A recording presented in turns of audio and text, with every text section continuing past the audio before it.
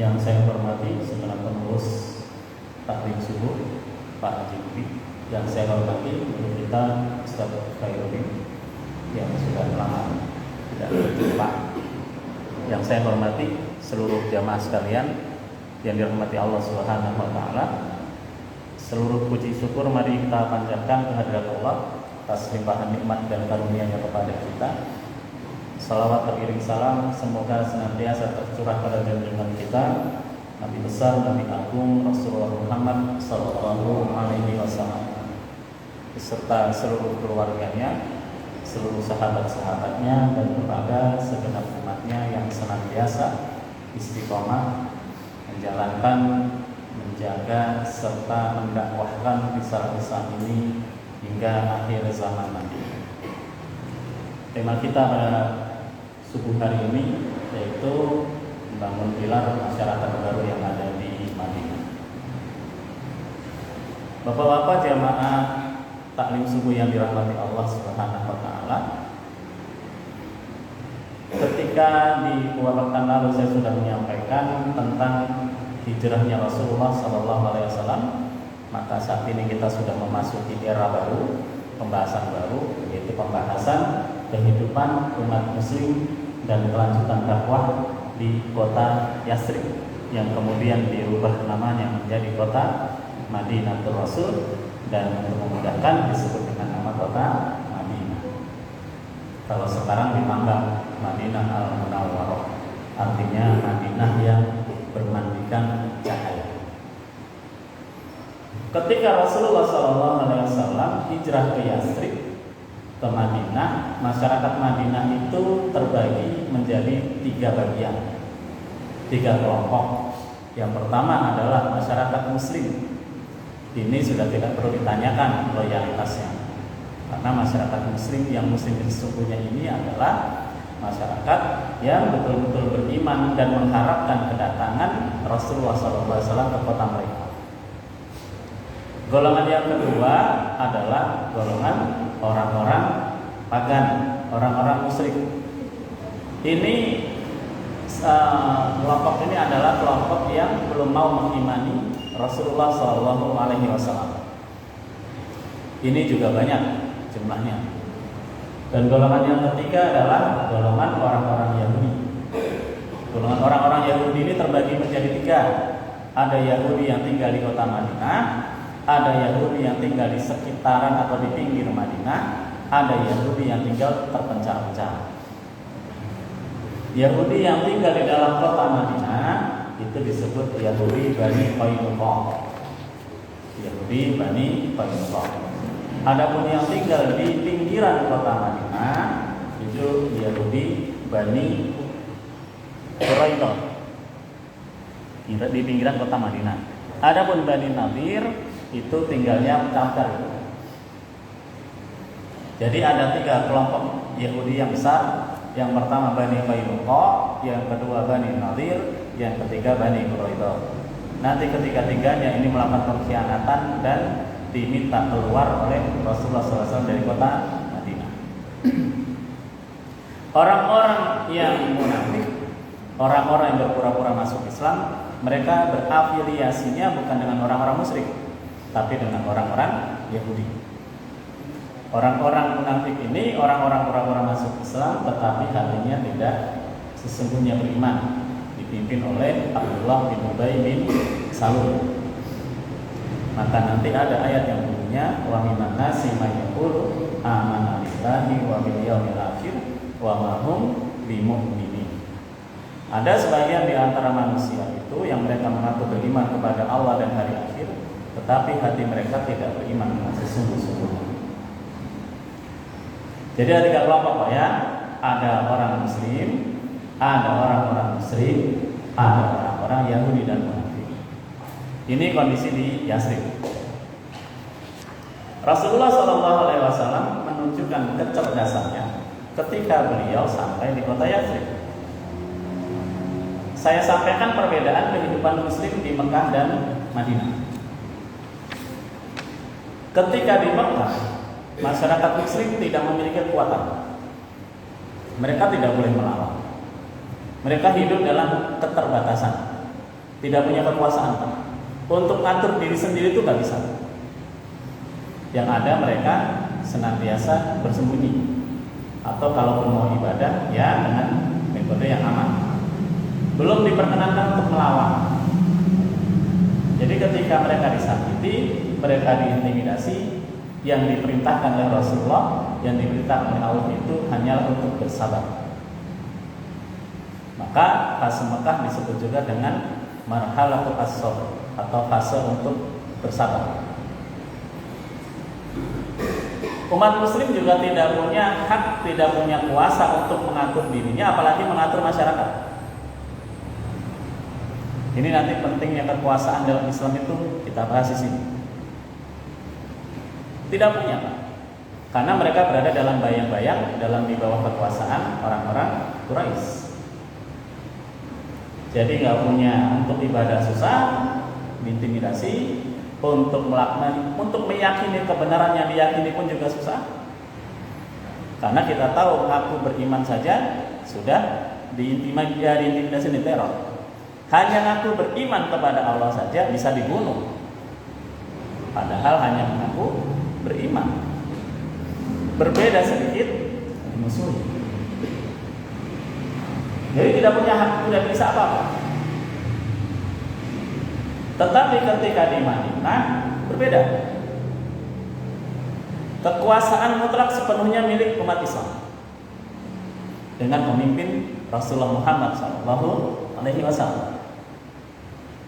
Mereka punya hak untuk mengatur diri sendiri. Dan yang lebih membuat kita terpana adalah mereka memiliki hak, mereka memiliki kekuasaan untuk mengatur masyarakat Madinah. Itu Pak, kalau tidak memiliki kecerdasan, tidak memiliki kemampuan untuk bersosialisasi, kemampuan leadership yang kuat, takut. Biasanya diatur, biasanya bersembunyi, biasanya ngumpet-ngumpet, tapi ini dibuka semua dan mereka harus mengatur. Mereka harus mengatur diri mereka. Mereka harus memanage kekuasaan itu, memanage kekuasaan power yang kuat itu, supaya untuk yang pertama melindungi mereka, melindungi agama mereka. Yang kedua, memberikan keamanan bagi masyarakat. Yang ketiga, harus memiliki kekuatan untuk menghadapi gempuran-gempuran musuh di luar sana. Karena orang Quraisy itu sifatnya, orang Quraisy itu cerdas-cerdas.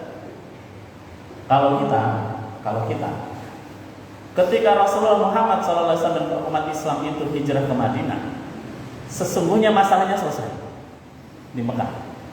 Betul nggak Pak? Karena masalah utama di Mekah itu kan Muhammad dan para pengikutnya. Orang-orang Quraisy Mekah nggak senang dengan agama Islam yang dibawa Rasulullah. Nah ini mereka pindah, mereka hijrah ke Madinah. Masalahnya sebenarnya selesai. Orang udah nggak ada orang Islam lagi. Kalaupun ada orang Islam, mereka tidak memiliki kedudukan yang kuat. Masalah selesai sebenarnya. Tetapi orang-orang Quraisy itu orang-orang cerdas, Pak. Pikiran mereka itu tidak pragmatis. Mereka tidak berpikir, oh udah pindah selesai, bukan. Tetapi mereka berpikir jauh. Mereka berpikir nanti ketika Muhammad ada di Madinah dan memiliki pengikut yang banyak, di Mekah yang diintimidasi, diteror, pengikutnya banyak. Apalagi ketika mereka ada di Madinah. Ini nanti pengikutnya makin banyak. Ketika sudah banyak, ini kekuasaan Muhammad ini sangat mengganggu kita. Kemudian yang kedua, Quraisy menyadari bahwa jalur perdagangan mereka ke Syam itu melewati Madinah. Ketika jalur perdagangan yang di Madinah ini dikuasai oleh Muslim, maka mereka akan mengalami kesulitan. Yang biasa nyuap, nyogok, nggak bisa, karena dalam Islam dilarang. Yang biasanya lobby-lobby dan sebagainya nggak bisa, karena dalam Islam dilarang. Yang biasanya mereka datang sambil minum minuman keras, berjudi, kemudian minum khamar dan sebagainya, nggak bisa, karena tidak ada dalam Islam. Nah, itu menjadi pikiran orang-orang Quraisy, pemimpin Quraisy saat itu, sehingga sampai kapanpun mereka tetap akan memusuhi dan menyerang umat Islam meskipun mereka sudah ada di Madinah. Nah, di sini tertampak kecerdasan seorang Muhammad Sallallahu Alaihi Wasallam. Ketika beliau sampai di Madinah, ketika umat Islam itu sudah sampai di Madinah sebagian besarnya, Rasulullah SAW yang dilakukan oleh beliau pertama kali itu adalah bina'ul masjid. Jadi untuk membangun asas pilar masyarakat baru di Madinah, itu yang pertama dilakukan oleh Rasulullah SAW itu adalah membangun masjid. Dan kita kenal sekarang namanya Masjid Nabawi. Ternyata yang dibangun oleh Rasulullah SAW itu bukan sipil society, bukan masyarakat sipilnya yang dibangun, tetapi yang dibangun pertama kali oleh Rasulullah itu adalah memperbaiki semangat ruhiyah orang-orang Islam, baik itu yang datang dari Mekah, pendatang, ataupun orang-orang Islam pribumi. Maka yang dibangun sekali lagi Rasulullah Muhammad SAW yang pertama adalah masjid. Karena seorang manusia itu, seorang mukmin itu, ketika ruhiyahnya bagus, spiritualitasnya bagus, maka secara otomatis akan berpengaruh kepada seluruh jasad yang dia miliki. Maka ada hadis yang berbunyi, ala inna fil jasadi mudghah. Ketahuilah bahwa sesungguhnya di dalam jasad itu ada segumpal darah. Di riwayat yang lain daging mengartikannya. Idza salahal jasadu kullu. Jika segumpal daging atau segumpal darah ini bagus, maka bagus pula seluruh jasad. Fa idza fasadal jasadu kullu. Tetapi jika fasad, jika rusak segumpal daging, segumpal darah ini, maka rusak pula seluruh anggota tubuh. Semandikan ala wahyal qalb, ketahuilah itu adalah hati. Nah, yang dibangun oleh Rasulullah itu memperbaiki hatinya dulu. dibentuk bagaimana hatinya itu loyal dan al-wala dan wal-baroknya itu hanya kepada Allah. Dibentuk hatinya itu supaya tidak menyembah kepada selain Allah. Dibentuk hatinya itu untuk senantiasa sami'na wa ata'na dengan Rasul. Dibentuk hatinya itu untuk tidak merasa menjadi yang terbaik berdasarkan harta, pangkat, kedudukan, nasib. Maka dibangunlah masjid itu. Dan masjid pada masa Rasulullah tidak hanya digunakan untuk sholat, tetapi masjid pada masa Rasulullah dipergunakan untuk seluruh kegiatan umat Islam saat ini.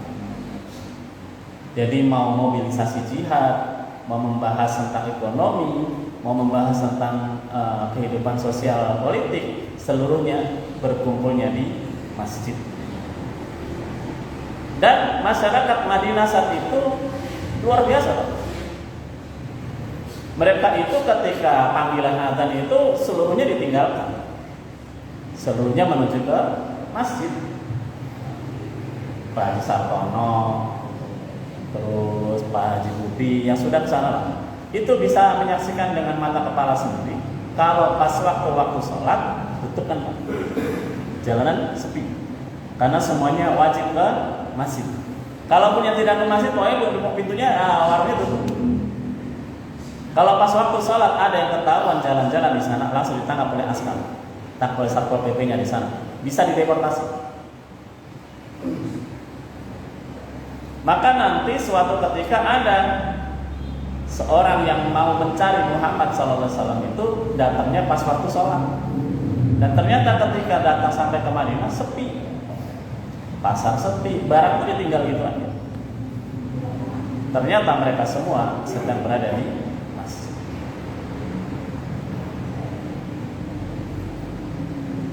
Maka masjid ini menjadi hal yang pertama kali dilakukan Rasulullah SAW, dibangun sekali lagi untuk membangun jiwa, spirit ruhiyah para sahabat-sahabat yang ada di kota Madinah. Ini sesuai dengan lagu kebangsaan kita sebenarnya. Karena lagu Indonesia Raya itu yang pertama bangunlah jiwanya, setelah itu bangunlah badannya.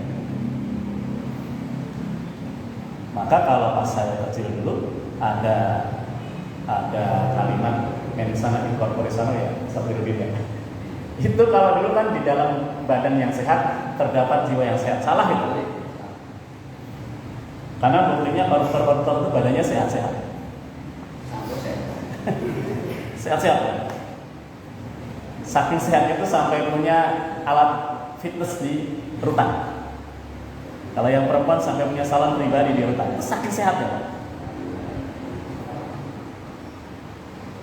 Tapi yang betul adalah dalam jiwa yang sehat akan terdapat raga yang sehat. Dalam jiwa yang sehat akan terdapat tekad yang kuat. Siapa contohnya? Syekh Ahmad Yasin, Allah yarham. Syekh Ahmad Yasin itu pendiri gerakan Hamas. Beliau badannya nggak bisa ngapa-ngapain, Pak. Hanya duduk di kursi roda. Ini udah meninggal lama ya, Pak. Hanya untuk udah duduk di kursi roda, hanya bisa begini-gini aja kepala. Tetapi ruhnya, spirit ruh yang di sininya itu luar biasa. Maka ketika beliau itu memimpin pergerakan Hamas, Hamas itu singkatan Harakatul Al-Muqawamah Al-Islamiyah, gerakan perlawanan Islam. Ketika beliau menjadi pemimpin Hamas, lahir tuh Pak kader-kader Hamas yang militan. Ada nanti almarhum Dr. Abdul Aziz Al-Rantisi. Kemudian sampai sekarang itu yang sangat terkenal itu Dr. Ismail Haniyah, yang pernah menjadi Perdana Menteri Palestina dan sekaligus Hafiz Quran. Itu nggak bisa apa-apa. Tetapi ketika beliau berpendapat berkata seluruhnya sami'na wa ata'na. Dikarenakan apa? Besarnya spirit ruh Islam yang ada di hati beliau.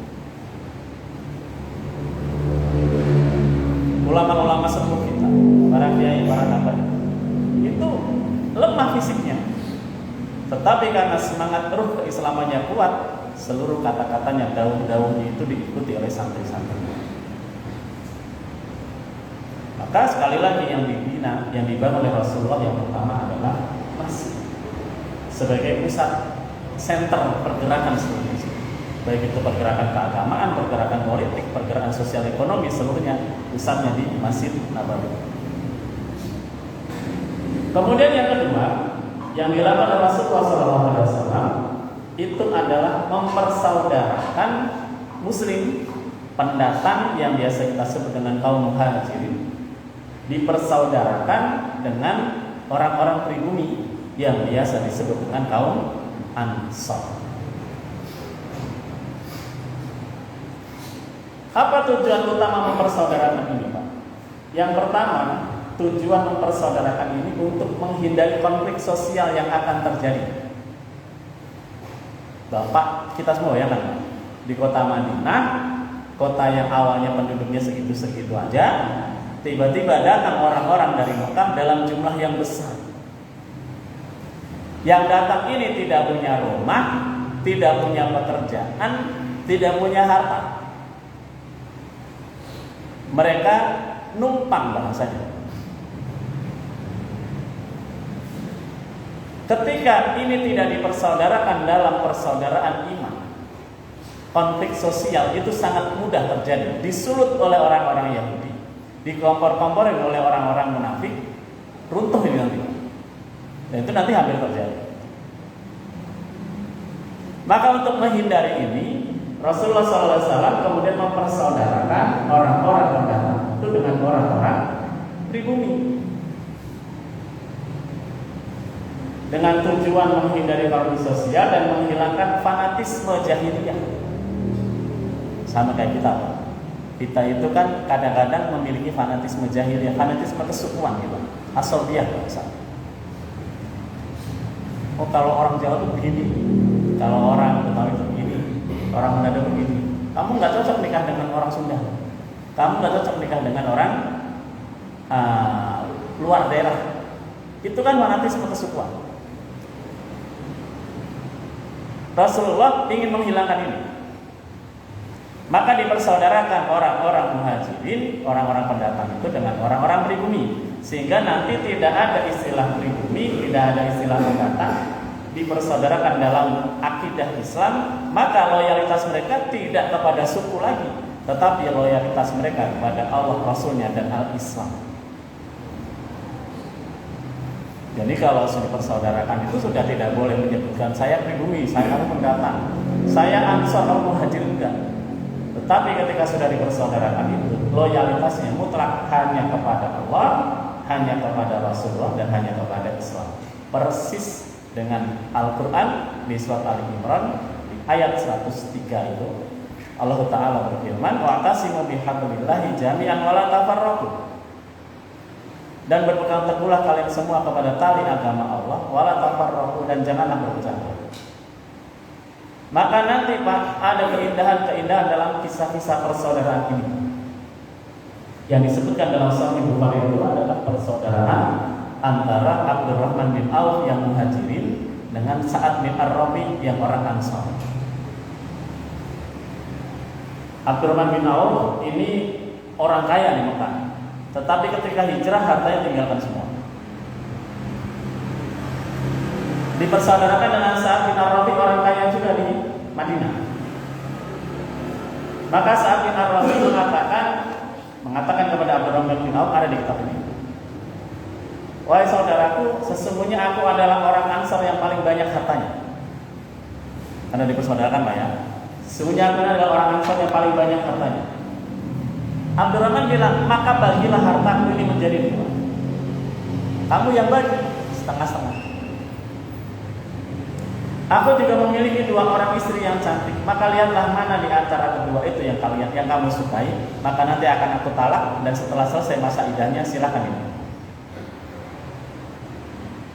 Tetapi Abdurrahman bin Auf menjawab, barakallahu fiikum wa ahlikum wa malikum. Semoga Allah memberkahi dirimu, keluargamu, dan hartamu. Cukup tunjukkan saja kepadaku di mana pasar-pasar kalian. Karena Abdurrahman bin Auf ini seorang pebisnis. Maka kemudian ditunjukkan pasarnya di pasar Bani Qainuqa dan kemudian mulai berbisnis di situ. Dan ketika pulang berbisnis, Abdurrahman bin Auf sudah mendapatkan untung untuk menyambung hidupnya. Jadi Abdurrahman bin Auf ditawari harta dibagi dua nggak mau, ditawari istri yang cantik juga nggak mau. Itu Pak Muhtar. Kalau yang ditawari kita mau nggak Pak Mansur? Kayaknya enggak Pak, saya nggak nolak kata saudara. Orang Arab itu kan cantik-cantik Pak. Ya Pak Budi ya. Jadi ditawari harta dibagi dua nggak mau, ditawari istri nggak mau. Cukup tunjukkan kepadaku pasar kali. Nanti juga ada Pak kisah persaudaraan seorang muhajirin yang namanya Salman Al-Farisi. Ini orang-orang Farisi dengan Abu Darda yang asli Madinah. Nanti suatu ketika dalam kitab Al-Tahzan, Dr. Al-Qami menisahkan kita kisah ini. Salman Al-Farisi itu mencintai, senang sama seorang wanita Madinah. Dia ingin melamar. Dan karena dia orang Persia, dia bahasa Madinah, bahasa Arabnya tidak halus, tidak fasih. Maka beliau mengajak Abu Darda yang orang asli Madinah yang bahasanya fasih. Ya, kalau kita mungkin ajak yang mau ngelamar orang Jawa, ngajaknya orang Jawa yang bisa ngomong halus. Kalau mau ngelamar orang Jawa, ngajaknya orang Betawi susah, nanti nggak bisa ngomong halus. Kan ini kultur ya. Ketika sampai di rumah si wanita ini, Abu Darda menyampaikan maksud kedatangannya ingin melamar putrinya untuk dinikahkan dengan Salman. Tetapi apa jawaban dari si putri Pak? Anak dari si putri Madinah ini ketika ditanya oleh bapaknya, jawabannya dia mau nikah, tetapi maunya dengan yang mengantarkan. Berarti maunya dengan Abu Darda. Coba itu kalau Pak Rudi yang gitu dia kenal Pak Budi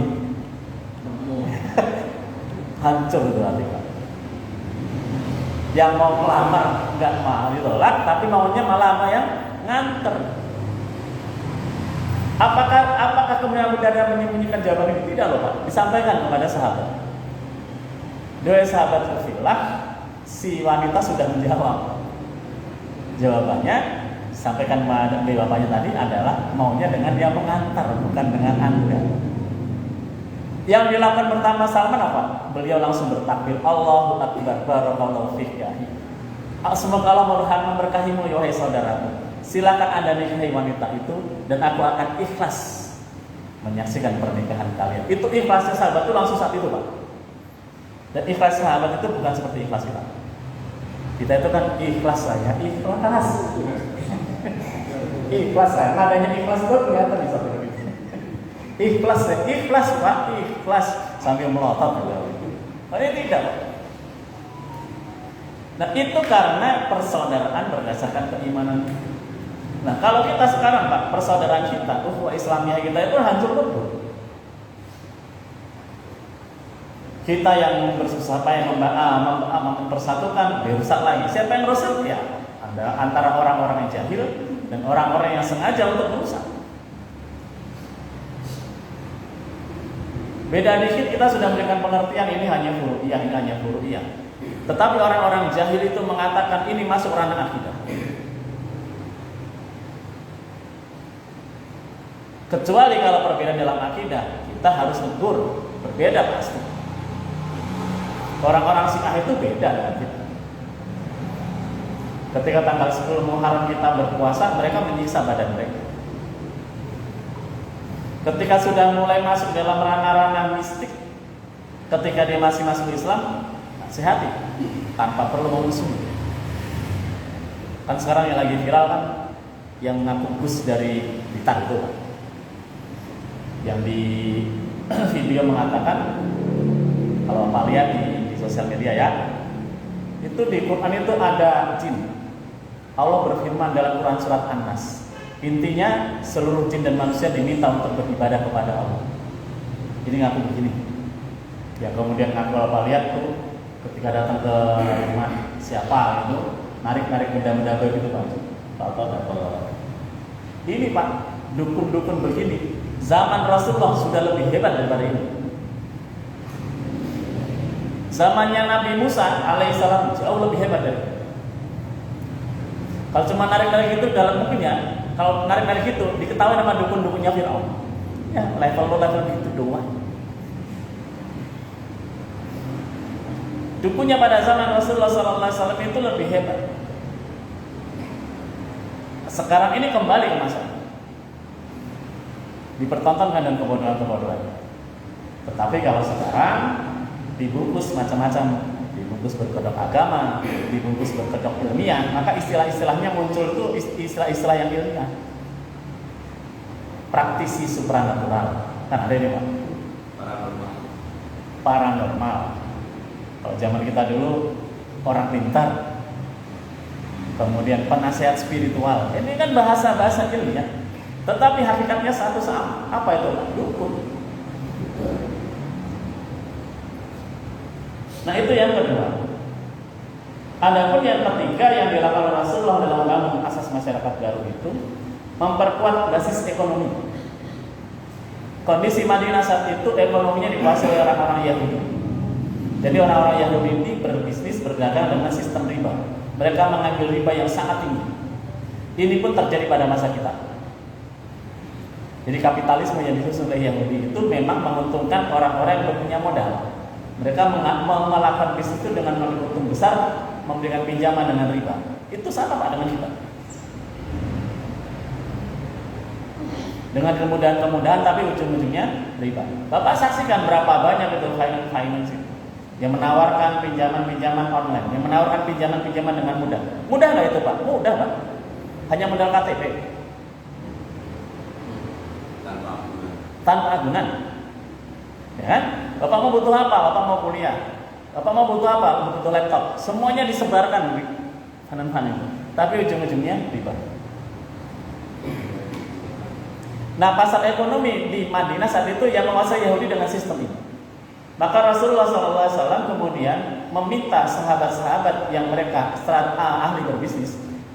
Rata-rata orang Mekah itu kan pandai berdagang. Untuk masuk ke pasar-pasar Madinah, masuk ke pasar-pasar Yahudi itu merebut kekuasaan ekonomi yang dimiliki oleh Yahudi dan direbut untuk memberikan solusi berupa perekonomian Islam. Karena dalam Islam itu harta itu tidak boleh berkumpul dalam satu pusaran, tetapi harus memberi manfaat. Maka orang-orang kaya, sahabat-sahabat kaya itu ketika mereka kaya, mereka tidak menjadi egois memperkaya diri mereka sendiri. Tetapi hartanya itu disebar-sebarkan. Dan ternyata disebar-sebarkan itu tidak membuat mereka miskin, malah membuat mereka makin kaya. Ada kisah Abdurrahman bin Auf radhiyallahu anhu. Meskipun kisah ini terjadi perdebatan antara sahih dan tidak. Dia itu pengen, karena sadar ya harta itu menjadi fitnah, dia ingin bisnis ya biasa-biasa saja. Karena saking inginnya bisnis biasa-biasa saja, ketika ada orang menawarkan kepada beliau kurma yang busuk, dibeli Pak. Dengan alasan kasihan orang yang jual ini, dan dengan alasan ya udahlah biar buat saya saja, yang dia ada begitu. Tapi ternyata ada penyakit saat itu di beberapa penduduk kota Madinah yang obatnya itu justru kurma busuk itu. Nah akhirnya laku dijual lagi Pak, kurma busuk itu. Nah basis-basis ekonomi penting Pak. Dalam masyarakat, dalam negara, suatu negara itu basis ekonomi penting. Bapak tahu kabar negara Sri Lanka itu yang bangkrut? Itu kan karena ekonominya ambruk, inflasinya tinggi, hutangnya banyak. Pemerintah nggak sanggup bayar hutang itu, sampai presidennya melarikan diri keluar negeri karena dapat pinjaman riba, tidak bisa mengembalikan. Kolaps kondisi negaranya Sri Lanka itu sampai sekarang. Kemudian banyak juga negara-negara yang bangkrut karena mendapatkan pinjaman tapi sistem ribawi. Karena riba itu Pak, pelaku riba, penikmat riba orang yang mempraktekkan riba itu ancaman Allah itu sudah jelas akan diperangi oleh Allah dan Rasulnya. Kalau Allah sudah berfirman akan diperangi oleh Allah dan Rasulnya, masa kita mau melawan? Maka sehebat apapun harta riba, sekaya apapun dia dari harta riba, dia tidak akan merasakan keberkahan di situ. Ada aja nanti masalah. Dan ini sudah dibuktikan oleh pengalaman-pengalaman hidup orang-orang yang berhijrah dari ekonomi ribawi menuju ekonomi Islam. Yang berikutnya adalah membentuk dan mempersiapkan kekuatan militer. Rasulullah sudah mulai mempersiapkan kekuatan militer, sudah mulailah mengirim pasukan-pasukan kecil, syariah-syariah kecil untuk mengawasi pergerakan orang-orang di sekitar Madinah. Karena di sekitar Madinah itu kan banyak yang belum muslim. Dan kemudian Rasulullah juga sadar orang-orang Quraisy tidak akan berhenti di situ. Maka beliau sudah mulai mempersiapkan pasukan-pasukan militer untuk mengantisipasi hal-hal yang akan terjadi. Dan untuk memberikan tekanan kepada Yahudi, maka Rasulullah SAW kemudian membentuk fakta atau kesepakatan damai yang biasa kita kenal dengan sebutan Piagam Madinah. Piagam Madinah ini berlaku untuk seluruh penduduk masyarakat Madinah, baik itu Muslim, baik itu musyrik, baik itu Yahudi. Piagam Madinah ini intinya adalah menegaskan bahwa Madinah adalah kota bersama. Madinah adalah kota bersama. Tidak boleh ada yang mengklaim memiliki kota Madinah. Di sini poin-poin yang dihasilkan dari perjanjian ini, Rasulullah SAW mengatakan bahwa ketika Madinah itu mendapatkan serangan dari luar, maka tanggung jawab seluruh penduduk Madinah untuk mempertahankan kota Madinah. Jadi tidak hanya orang-orang Islam yang bertanggung jawab, tetapi seluruh penduduk Madinah bertanggung jawab ketika ada serangan dari luar. Dalam Piagam Madinah itu juga disebutkan bahwa masing-masing agama bebas menjalankan agamanya, keyakinannya masing-masing. Tidak boleh saling intervensi. Disebutkan apa? Kemudian di sini disebutkan juga bahwa orang-orang mukmin seluruhnya menentang pelaku-pelaku dan tidak halal menegakkan hukum jika hukum-hukum itu tidak dengan keadilan. Di sini disebutkan ada perjanjian persetujuan Islam ada 16 poin. Di poin terakhir disebutkan di sini bahwa dalam hal apapun kalian berselisih atau berbeda pendapat, maka ia harus dikembalikan kepada Allah dan Muhammad Sallallahu Alaihi Wasallam. Jadi inti dari Piagam Madinah, Piagam Kota Madinah itu milik semua. Jika ada serangan, maka seluruh masyarakat Madinah harus bertanggung jawab untuk mempertahankan Kota Madinah. Meskipun nanti pada saat kenyataannya yang mempertahankan Kota Madinah itu hanya orang-orang Muslim. Nah, dari beberapa langkah-langkah yang disampaikan, yang saya sampaikan tadi, hikmah terbesar itu Pak, terlihat nyata bagaimana leadership seorang Muhammad Rasulullah SAW itu ketika menghadapi perubahan kondisi yang begitu dahsyat ini. Dari awalnya nggak punya kekuatan, nggak punya power, sekarang punya power, dan dia harus ngatur. Beliau harus ngatur dirinya sendiri, beliau harus ngatur umat Islam, tapi beliau juga harus ngatur orang musyrik dan Yahudi yang ada di kota Madinah itu. Diatur bagaimana? Diatur supaya mereka bisa harmonis, diatur supaya mereka bisa saling melindungi, diatur supaya mereka bisa saling menjaga. Itu Pak, kalau tidak memiliki jiwa leadership yang kuat tidak akan bisa. Karena kepemimpinan itu karakter. Pemimpin itu dilahirkan dari karakter awalnya. Kalau dia terbiasa mimpin, dia akan bisa memimpin Pak. Contoh, saya yakin di antara kita ini ada yang ketika ditimpa masalah dia sulit untuk memutuskan. Dia ragu. Karena dia ragu maka akhirnya dibiarkan masalah itu berlalu begitu saja. Udah masalah itu nggak selesai, nggak ada solusi. Jadi dilupakan begitu aja. Nanti ketika masalah itu timbul, lupakan begitu aja. Timbul lagi begitu aja. Tidak ada solusi. Ada pasti di antara kita.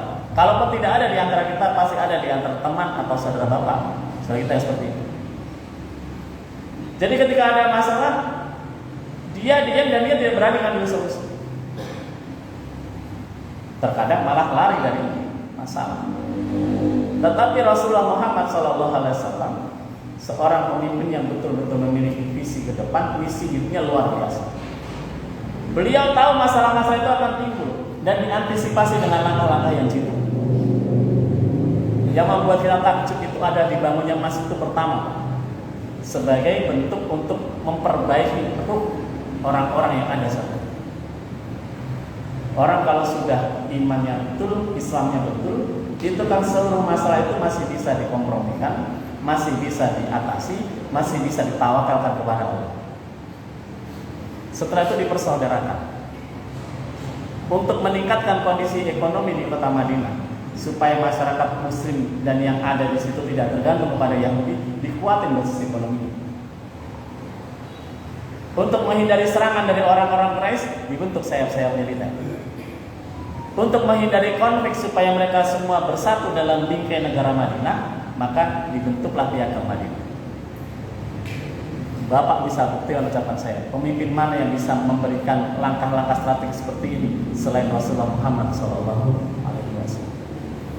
Maka pentingnya ngaji sirah itu untuk mempelajari bagaimana langkah-langkah Rasulullah dan kemudian kita menambah keimanan kita kepada Rasulullah dan diaplikasikan dalam kehidupan kita.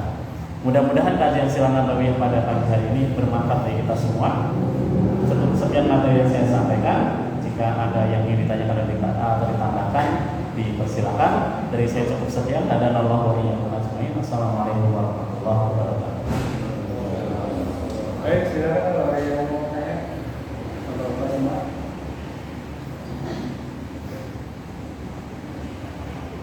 Kalau belum ada, saya awalin ya, saja. Ya.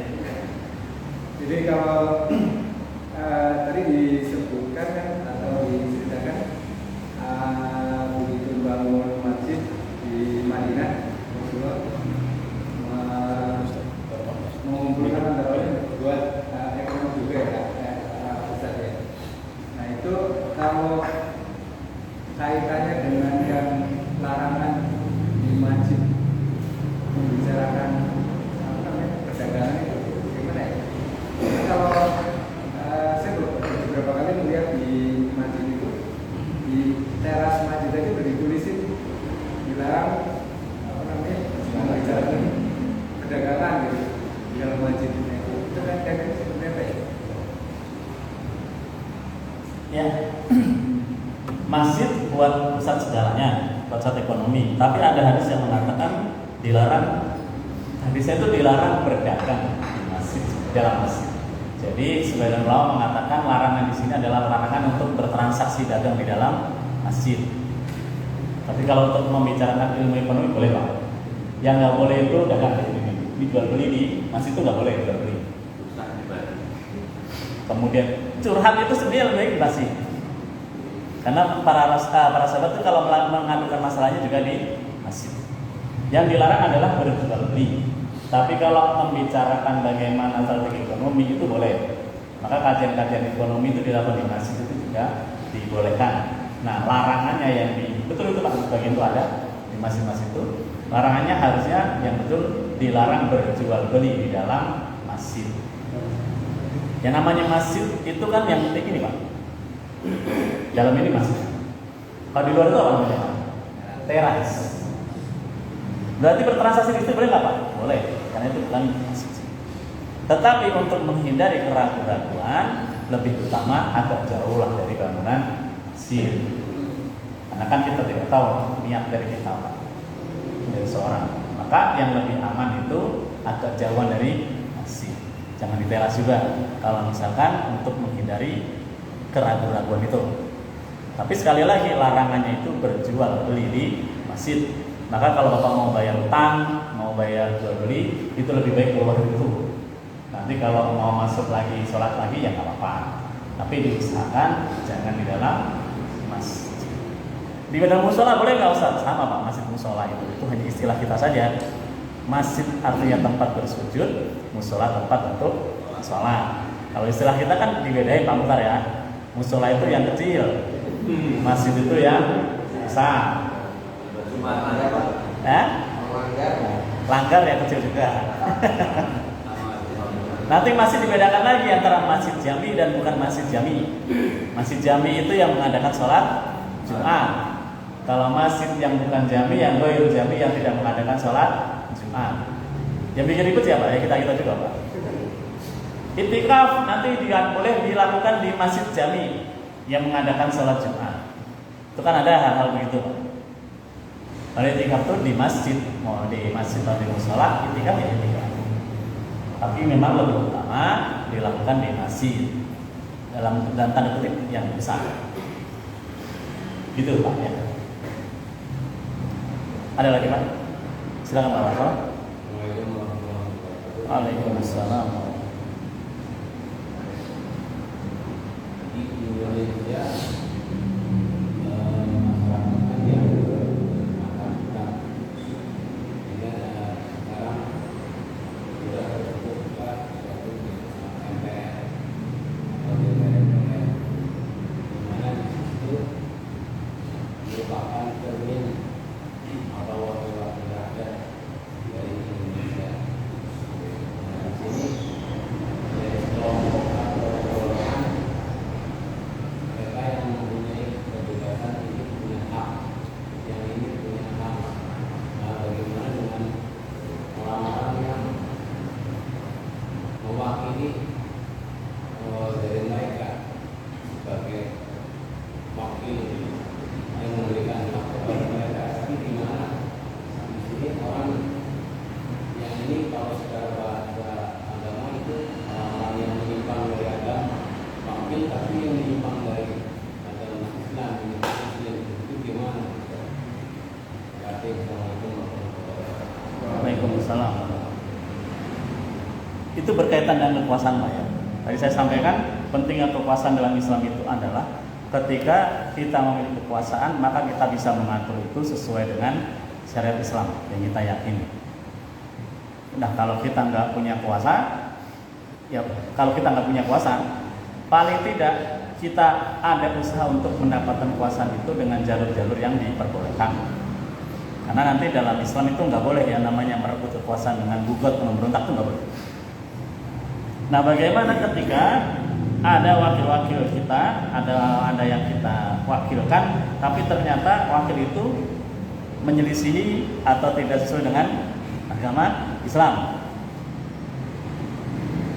Dalam negara demokrasi, itu adalah kita yang mayoritas, kita yang rakyat ini memilih wakil-wakil kita, memilih wakil-wakil kita untuk duduk di suatu lembaga yang disebut dengan Dewan Perwakilan Rakyat.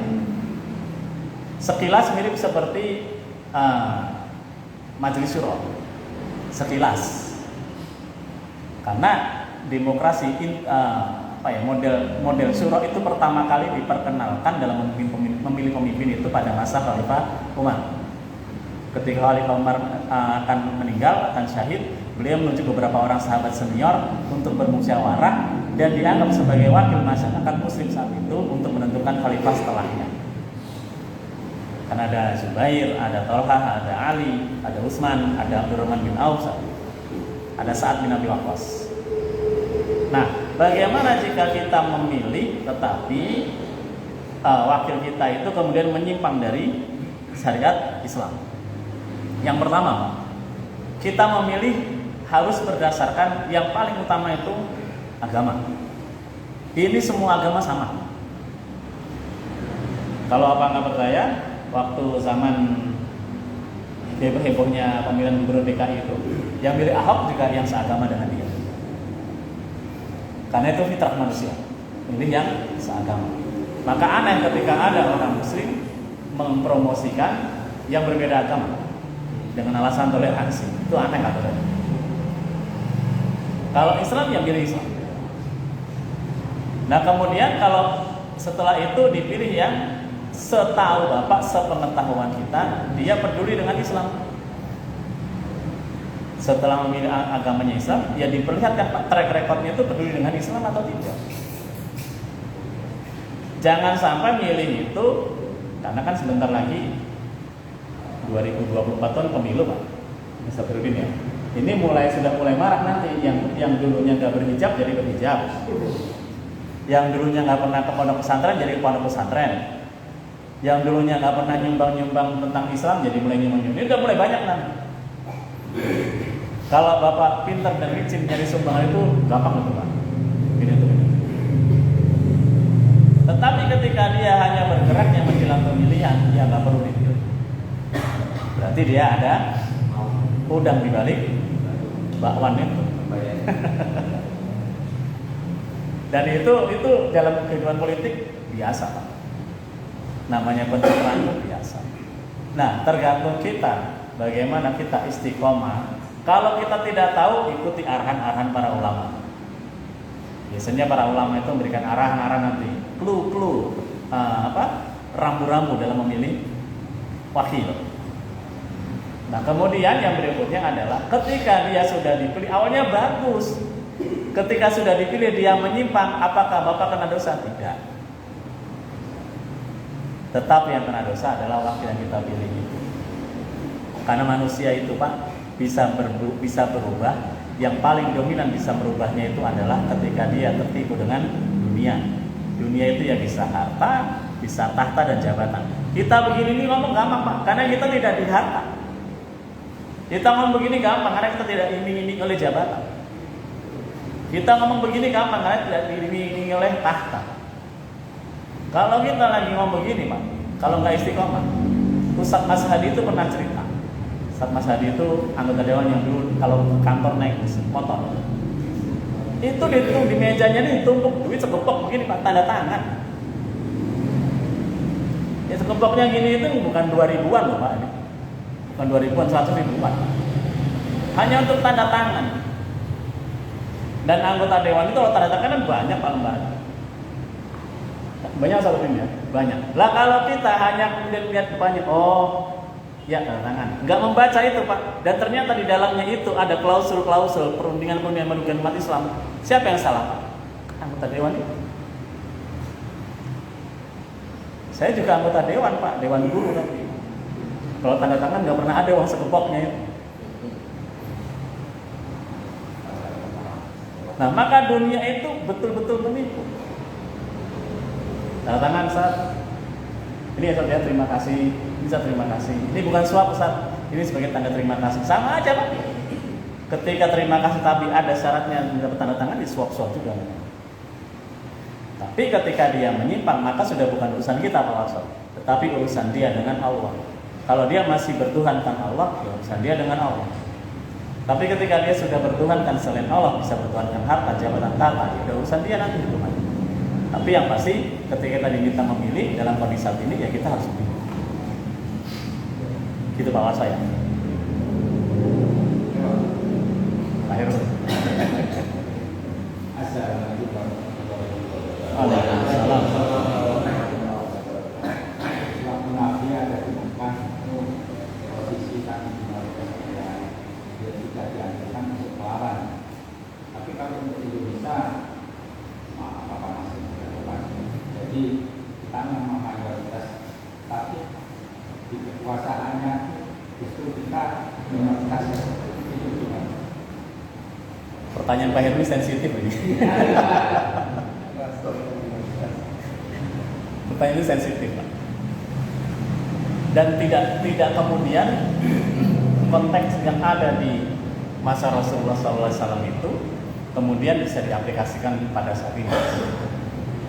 Kita pada saat ini ada hadis-hadis yang kemudian menyebutkan kepada kita, Pak, ya, kita dilarang berbuat, kita dilarang untuk melawan pemerintah selama pemerintahnya masih beragama Islam. Itu ada hadis-hadis yang sahih.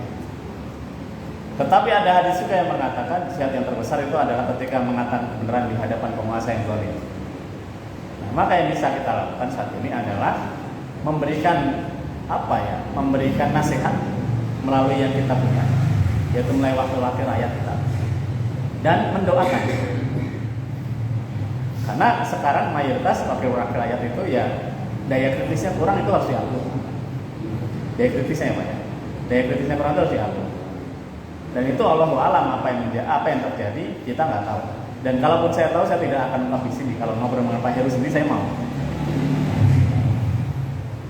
Tapi paling tidak mendoakan. Karena pemimpin kita itu kan lahir dari kita. Pemimpin kita lahir dari kita kan. Yang milih ya kita juga.